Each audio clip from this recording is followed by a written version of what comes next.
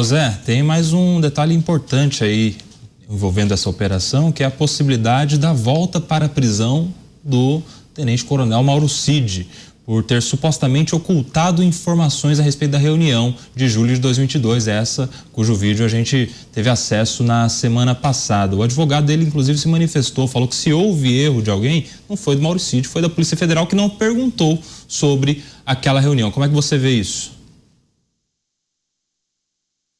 Pois o sistema da delação premiada é relativamente novo no Brasil, né? Ele foi sancionado no governo Dilma, foi a ex-presidente Dilma que sancionou esta possibilidade boa. Eu gosto da delação premiada, acho que é um momento ali onde o criminoso confessa para se salvar, mas entrega uma rede muito maior.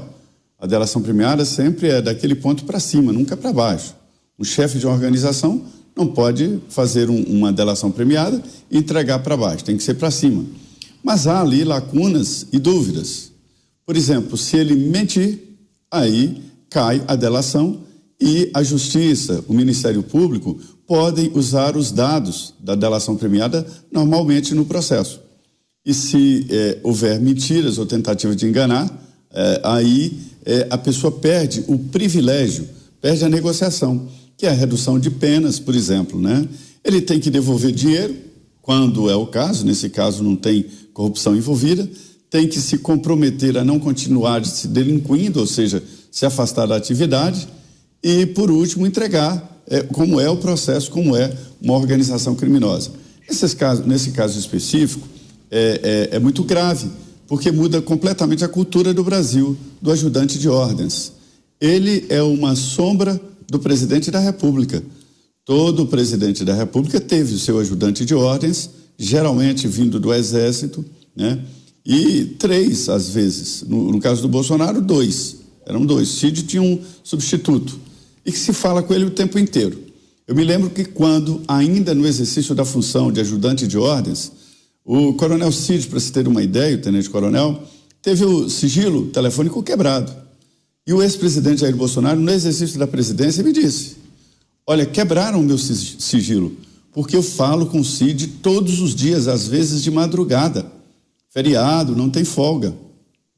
Então, assim, é uma questão, me lembro que ele falando até de segredo de Estado, né? Porque quebraram o sigilo do ajudante de ordens do presidente da República. Isso nunca havia acontecido, porque significa quebrar o sigilo do presidente da República que fala com ele ali. Então, assim, veja como existem dados. Nesse caso específico, daqui para frente, nunca mais será a mesma situação do presidente da República confiar tanto no ajudante de ordens, porque tem questões íntimas e secretas ali. Realmente o advogado diz que não perguntaram para ele, né, sobre o vídeo da reunião, simplesmente não perguntaram, mas estava lá entre os documentos que ele apresentou como parte da delação premiada.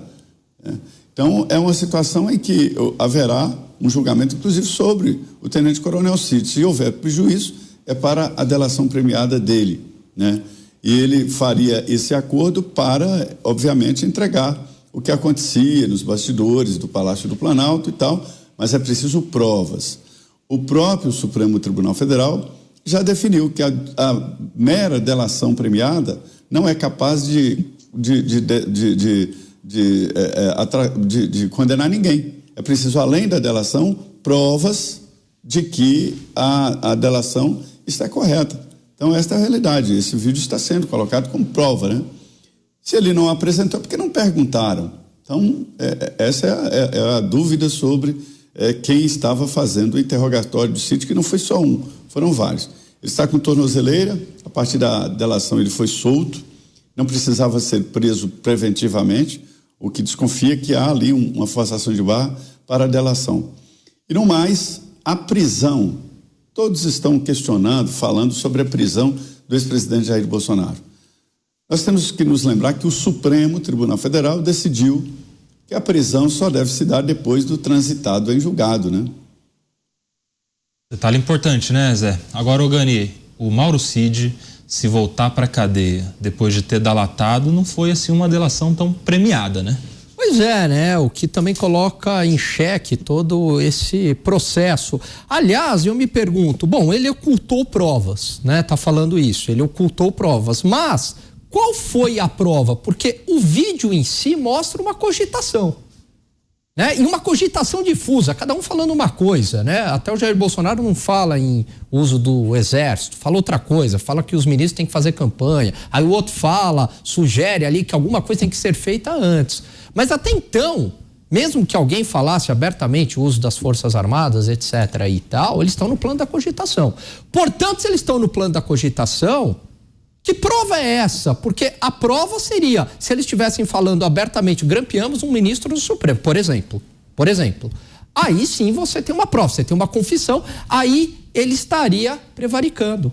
Mas não é o caso, porque o vídeo em si mostra que havia ali o quê? Uma intenção por algumas pessoas de uma ruptura, né? De não aceitar aquele resultado eleitoral ou o possível resultado eleitoral, porque aquilo seria feito, né? Eles até falam, isso tem que ser feito antes das eleições. Portanto, ele não oculta nada, né? Tem um contrassenso para mim, lógico, não precisa ser jurista nesse caso, porque aquilo não pode ser uma prova irrefutável do que aconteceu. Um outro ponto, Koba, que eu queria chamar a atenção, que o Zé fala do trânsito em julgado, ele tá certo, né?